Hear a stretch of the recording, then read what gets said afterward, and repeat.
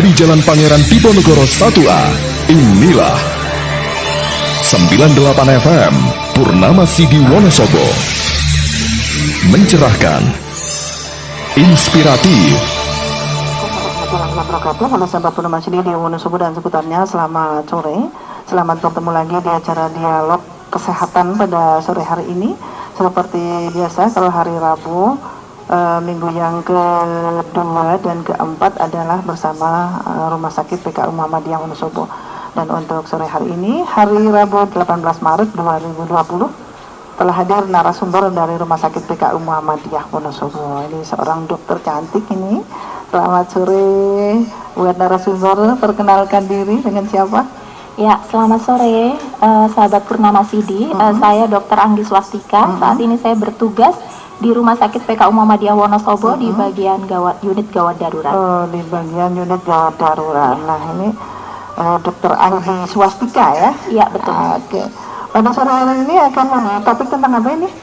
Ya, tentu saja topik yang memang sekarang sedang banyak diperbincangkan oleh masyarakat, dan memang saat ini kami semua turut prihatin dengan apa yang sedang terjadi di Indonesia, bahkan di dunia ya, dengan mewabahnya COVID-19 ini yang disebabkan oleh infeksi dari coronavirus. Oke.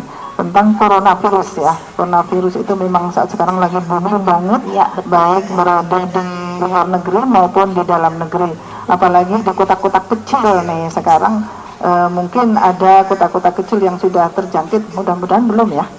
Ya, kalau untuk data itu nanti akan keluar satu pintu dari Dinas Kesehatan masing-masing wilayah, nantinya akan bisa diakses oleh masyarakat. Oke. Tentang coronavirus ini dokter, ini coronavirus berasal memang dari Cina ya? Dengar-dengar gitu, benar nggak?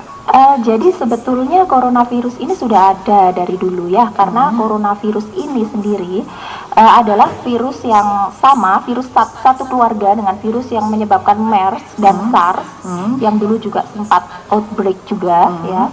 Tetapi untuk COVID-19 ini merupakan penyakit jenis baru yang sebelumnya belum pernah diidentifikasi terinfeksi pada manusia gitu. Ya memang kejadian pada bulan Desember tahun 2019 memang berawal dari Wuhan, Cina. Dari Wuhan, Cina. Ya. Makanya dikatakan coronavirus 19 karena tahun 2019 ya.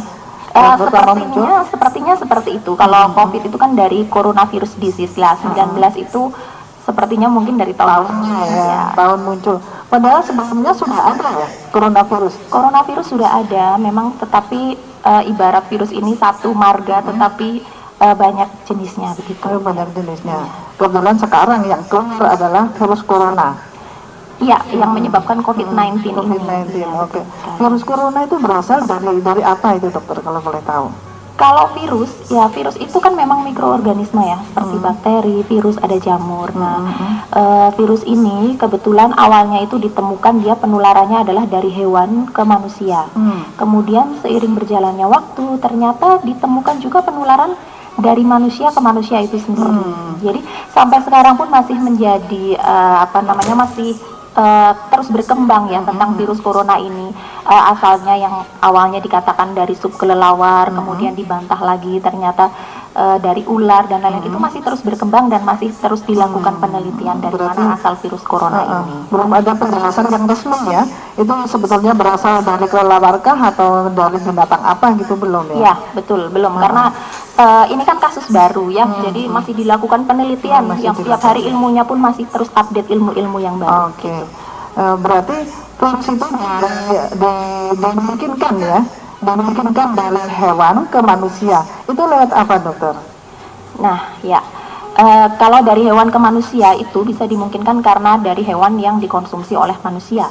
Hewan yang terinfeksi oleh virus tersebut, kemudian mungkin hewan tersebut dimasak dengan tidak matang, kemudian virusnya tidak mati, kemudian dikonsumsi manusia dan menginfeksi manusia, sehingga sekarang ketika manusia banyak yang terinfeksi, sehingga terjadi penularan dari manusia ke manusia itu sendiri. Oke. Tentang coronavirus nanti akan kita bahas lebih lanjut di sesi yang kedua ya dokter ya, setelah yang lewat berikut ini. Dan sahabat Purnama Sidi, kita akan kembali lagi setelah jeda berikut ini. Bersama Dr. Anggi Swastika dari Rumah Sakit PKU Muhammadiyah Wonosobo. Dokter, tadi setelah berbincang-bincang tentang asal dari virus corona, kemudian yang ada di luar negeri sampai sekarang masuk ke dalam negeri, ke Indonesia, mungkin sudah di negara lain juga, ke Indonesia sudah masuk beritanya. Itu bagaimana penularan coronavirus sebetulnya itu, cara penularannya bagaimana? Ya, baik. Bagaimana untuk penularan coronavirus itu sendiri? Yang pertama bisa transmisi melalui droplet. Droplet itu apa sih? Droplet itu percikan dari air liur kita yang berasal dari saluran nafas. Waktu kita omong-omongan gitu ya, betul sekali, batuk, bersin, bicara gitu ya. Kalau kita sekali bersin itu kita akan mengeluarkan sampai 40.000 droplet ya. Ketika kita batuk, kita akan memproduksi 3.000 droplet. Kemudian ketika kita bicara selama 5 menit, kita akan memproduksi 3.000 droplet juga. Jadi di dalam droplet orang yang terinfeksi virus itu mudah sekali untuk menularkan gitu.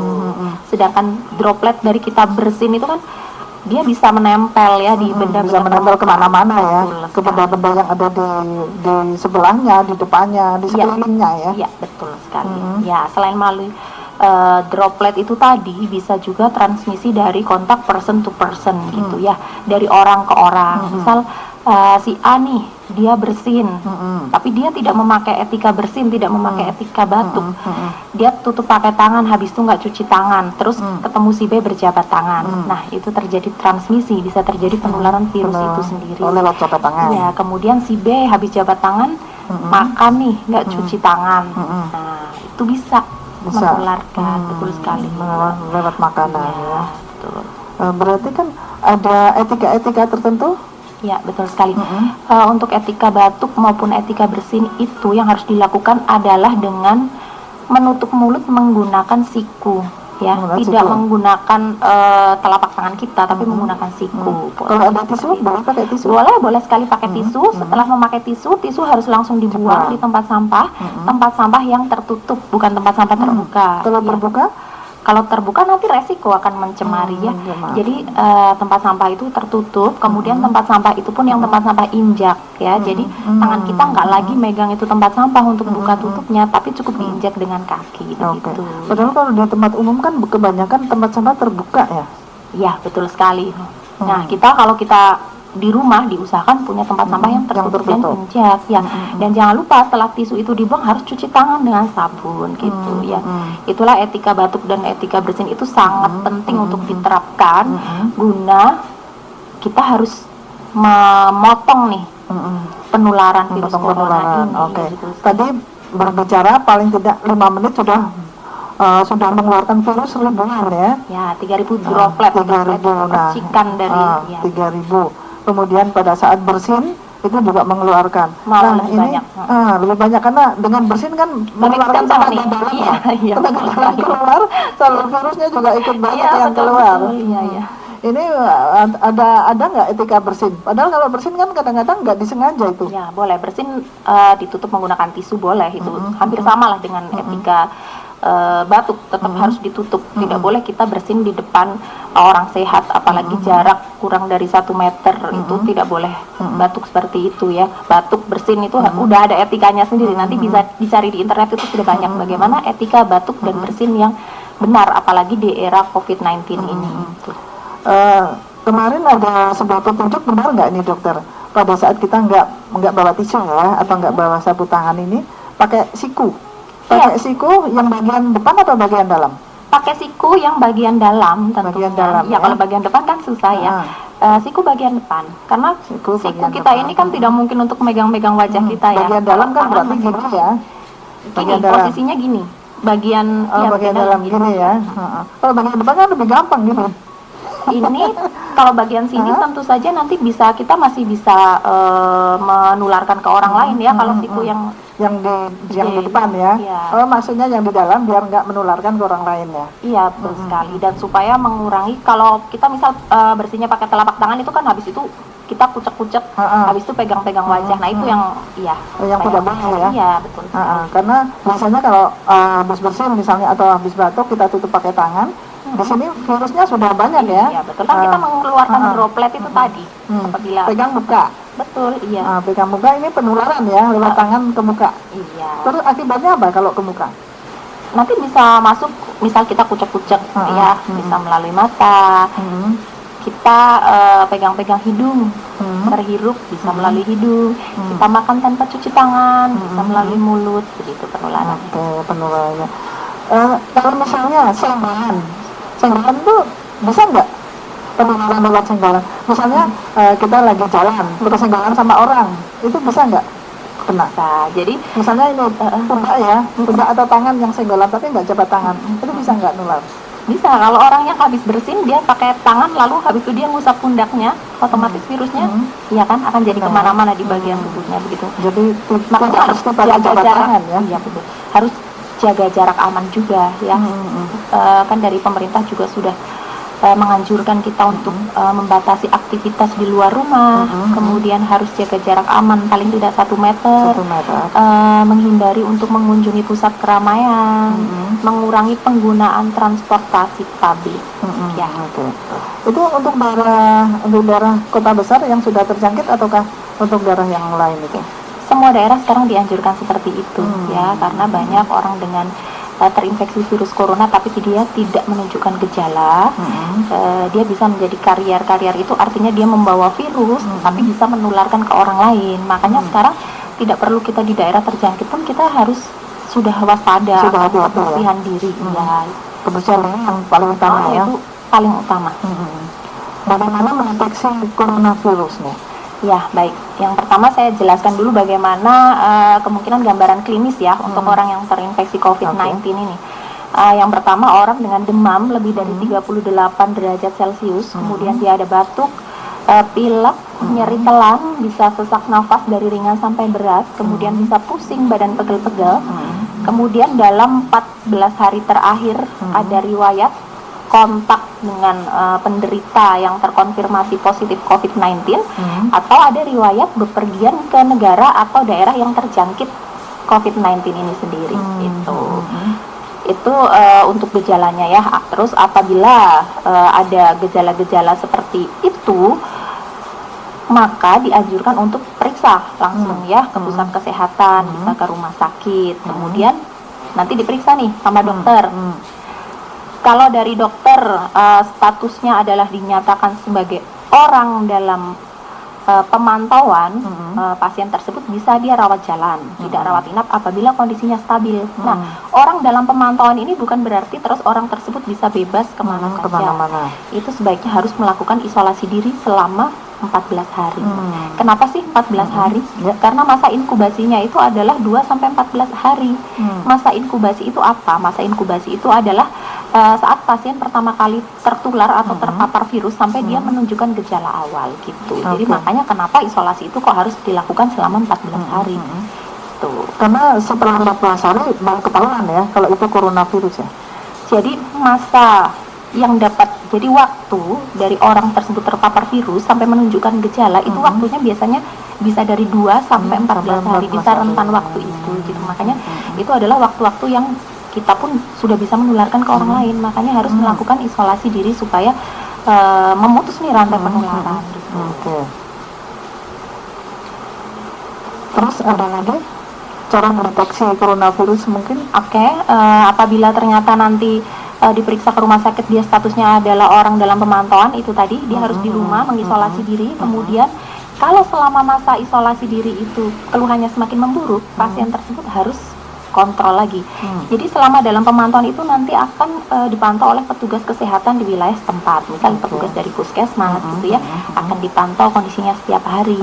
Apabila membaik, demamnya turun, batuknya membaik, setelah 14 hari itu nanti bisa dinyatakan selesai masa isolasinya. Tetapi apabila sepanjang masa isolasi itu ternyata keluhannya semakin memburuk, sesak memberat, itu harus sudah dibawa ke rumah sakit. Itu kita lakukan pemeriksaan penunjang berupa ronsen dada ya. Nanti kita lihat di sana apakah ada gejala pneumonia, bisa dilihat baik dari gambaran ronsen maupun dari hasil pemeriksaan klinis oleh dokter.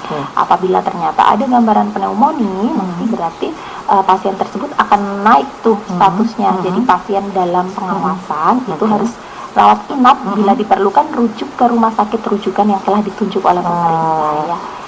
Dengan ada nggak rumah sakit yang sudah ditunjuk?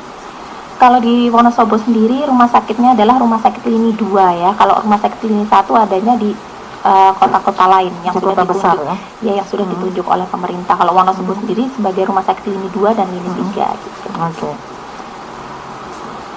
Kemudian untuk ini mendeteksi coronavirus seperti yang disampaikan oleh dokter tadi, kan 14 hari ya dokter ya? Iya. Jadi yang pertama adalah pemantauan, yang kedua pengawasan ya?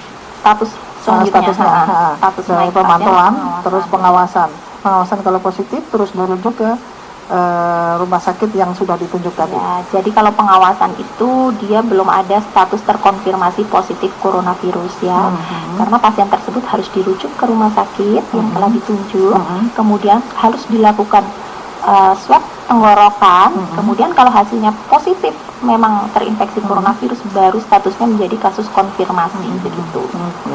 Biasanya kalau orang batuk itu kan tenggorokannya gatal ya dok ya? Iya.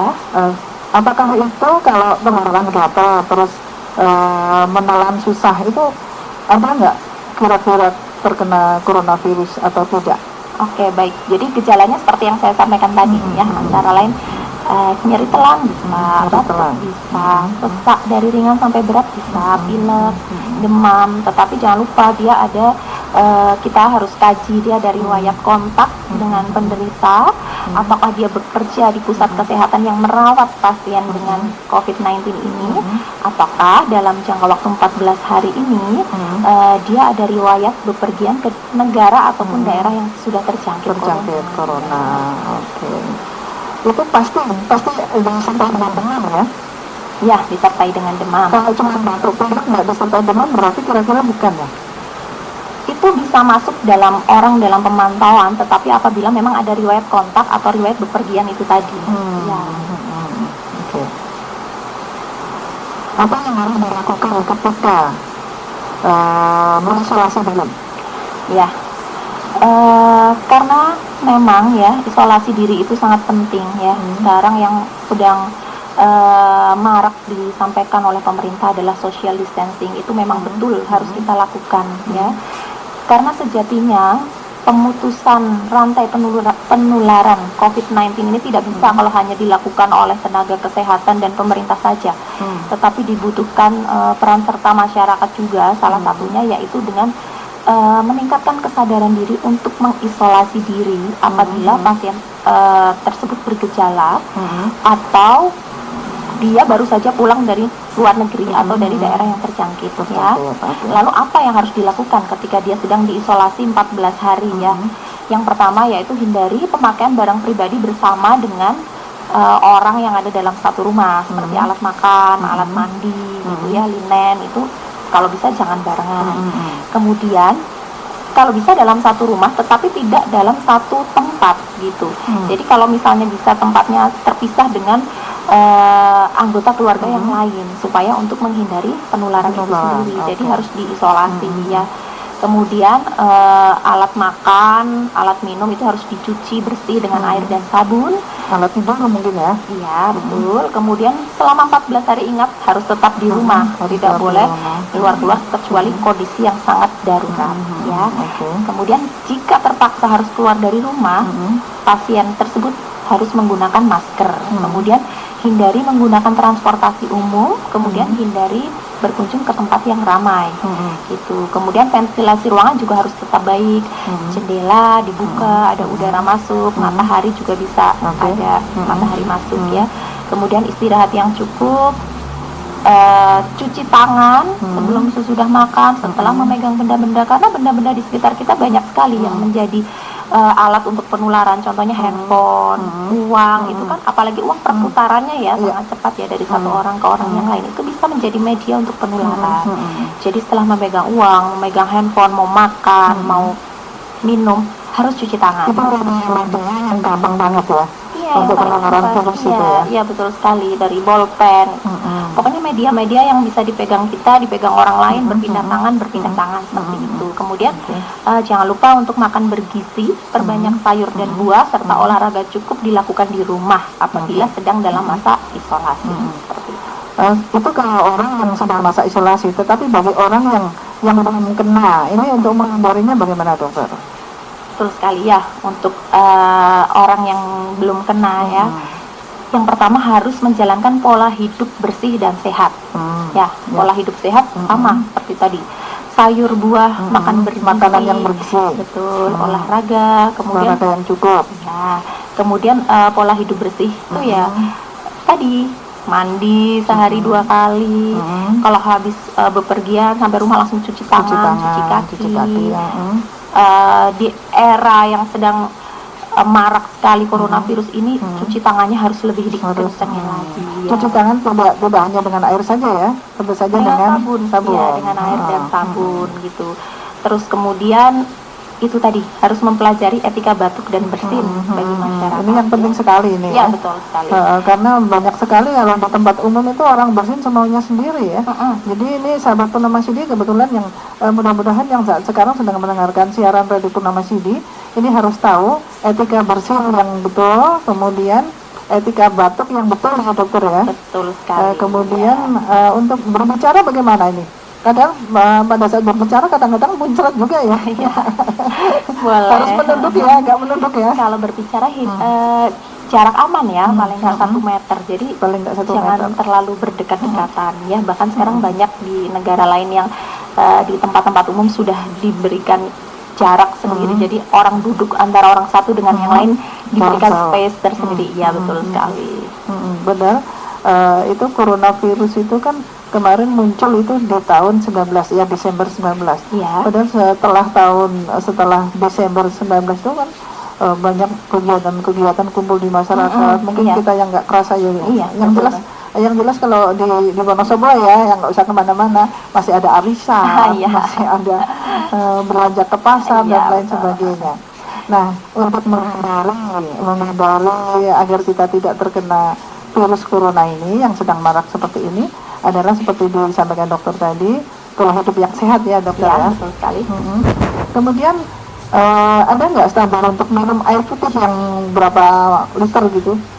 Betul, kalau dulu kan kita tahu bahwa minum itu sebaiknya 1 hari minimal 8 gelas ya, 8 gelas. Tapi minum air putih itu semampunya, maksudnya semampunya daya tampung kita, tetapi sudah cukup banyak gitu. Maksudnya tidak boleh minum kita itu juga terlalu sedikit.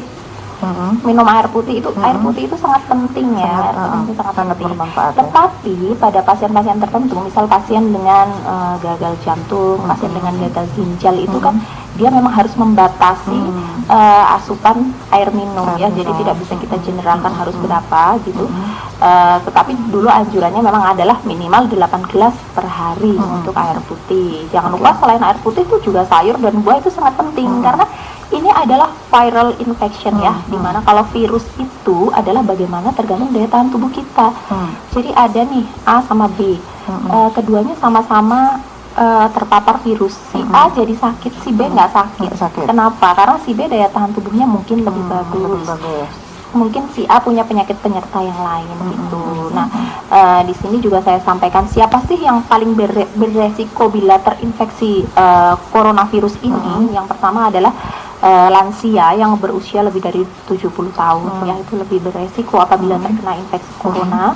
Kemudian yang kedua adalah orang-orang yang dia sudah memiliki riwayat penyakit yang lain seperti diabetes, gagal ginjal, jantung, kemudian kanker ya, dan penyakit-penyakit yang lain. Kemudian yang ketiga orang-orang yang memang dia sudah memiliki riwayat sakit pernafasan ya. Ketiga orang tersebut di atas akan jauh lebih beresiko apabila terinfeksi coronavirus. Nah, ini seperti di media sosial, di masyarakat itu banyak memperbincangkan tentang coronavirus yang bisa diantisipasi dengan minum air hangat. Kemudian ada air jahe dikasih serai, minuman-minuman yang hangat yang bisa menghangatkan badan. Itu gimana dokter, menurut dokter?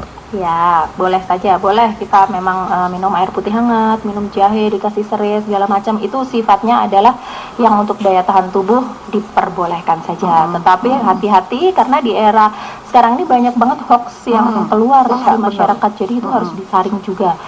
Kita boleh care terhadap orang lain dengan memberikan ikut menyebarkan informasi, tetapi harap disaring dulu informasi yang akan disebarkan itu. Seperti katanya makan bawang dapat menangkal corona. Nah, itu kadang-kadang masyarakat kan juga bingung, dokter. Ini yang benar nih yang bagaimana, yang mau diikuti yang bagaimana, terus yang memang kan kadang-kadang namanya hoax kan nggak ada penjelasan ya.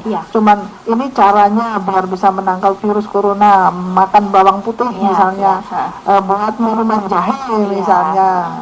Itu menurut dokter bagaimana? Iya, itu hoax ya untuk bawang putih bisa menangkal corona. Yang utama harus kita ingat adalah yang penting adalah daya tahan tubuh. Dari ya itu seperti yang saya jelaskan, daya tahan tubuh kita itu akan baik apabila bagaimana ya apabila kita menjalankan pola hidup yang sehat ya, dari makanan. Kita nggak perlu deh jauh-jauh mau cari vitamin dari mana, dari makanan aja yang kita konsumsi gitu. Makanan dari alami ya. Iya betul. Sayur, buah, istirahat cukup, olahraga itu akan membentuk imunitas tubuh kita. Untuk sayuran kan kadang-kadang ada yang makan sayuran lalapan. Nah, ada yang lalapan, ada yang matang. Yang benar yang bagaimana, dokter? Yang matang aja ya. Kalau Yang matang sayur, kalau sayur nggak matang itu masih resiko selain nggak cuma virus ya, bisa tokso, bisa bakteri yang lain ya. Sebaiknya mungkin sayur dan makanan itu yang matang dan dicuci yang bersih. Mungkin ada yang cucinya kurang bersih, masih ada pestisidanya, mungkin ya dokter ya. Betul sekali. Oke, itu tentang makanan-makanan yang harus dikonsumsi. Jadi jangan makan makanan yang masih mentah ya dokter ya. Terus masak yang matang gitu ya. Iya. Yang matang. Kemudian pola hidup yang sehat. Tentu saja untuk pola hidup yang sehat ini kan istirahat yang cukup itu termasuk ya dokter ya. Termasuk ya. Istirahat yang cukup. Istirahat yang cukup kalau untuk tadi kan yang berpotensi mungkin terkena virus corona adalah lansia ya. Iya. Nah, untuk lansia dan dewasa, anak-anak itu tentu saja kan ada istirahat yang cukup itu ada berapa jam, beda-beda jam ya. Iya. Di sini istirahat cukup itu dalam artian tidur malam hari itu cukup 8 jam dalam waktu yang cukup. Yang malam ya? Ya. Yang siang nggak dihitung berarti ini? Tidur siang itu penting untuk anak-anak ya, untuk balita. Kalau balita sendiri itu nanti akan ada usia sekian, harus minimal tidur dalam sehari berapa jam, usia sekian gitu. Itu nanti akan lebih lanjut dijelaskan oleh dokter spesialis anak ya. Kemudian kalau untuk orang dewasa, yang penting malam hari tidur cukup, tidak dalam kondisi yang terlalu kelelahan, misal bekerja terlalu diforsir sehingga tidur malam hanya 3 jam, tidak sarapan, tidak minumnya kopi terus begadang, terus nggak olahraga, nah itu akan rentan ya. Itu bukan pola hidup yang sehat. Betul tuh ya, dokter sekali, ya. iya. Oke, sahabat masih di Wonosobo dan seputarnya, masih di dialog kesehatan kita pada sore hari ini bersama Dr. Anggi Swastika dari Rumah Sakit PKU Muhammadiyah Wonosobo. Dokter, ini kan sudah penghujung acara ya. Jadinya ada pesan-pesan buat sahabat Purnama Sidi? Ya baik, saya ada sedikit nih Bu ya, pesan-pesan untuk sahabat Purnama Sidi untuk turut serta berperan aktif dalam memutus rantai penularan COVID-19 ini ya. Yang terpenting adalah jaga kesehatan diri dan keluarga. Dengan cara apa?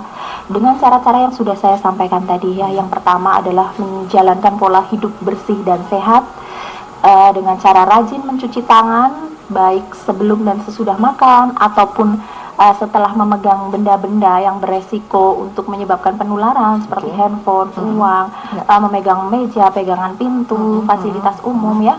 Kemudian menerapkan etika batuk dan bersin, kemudian mengurangi aktivitas di rumah dan melakukan social distancing, kemudian tidak mengunjungi pusat keramaian, meminimalisir penggunaan transportasi umum. Kemudian yang terakhir adalah apabila memiliki gejala-gejala, segera memeriksakan diri ke fasilitas kesehatan yang terdekat. Ya. Terima kasih dokter atas penjelasannya pada kesempatan kita pada sore hari ini di Dialog Kesehatan. Terima kasih atas hadirnya. Mudah-mudahan bermanfaat bagi sahabat Purnama Sidi. Amin. Wonosobo ya. Dan untuk Rumah Sakit PKU tetap jaya. Amin. Terima kasih banyak. Terima kasih hadirnya sekali lagi. Dan sahabat Purnama Sidi di Wonosobo dan seputarnya, sekian jumpa kita di Dialog Kesehatan untuk sore hari ini, hari Rabu 18 Maret 2020. Terima kasih atas kebersamaannya. Ica Marani mohon diri. Wassalamualaikum warahmatullahi wabarakatuh.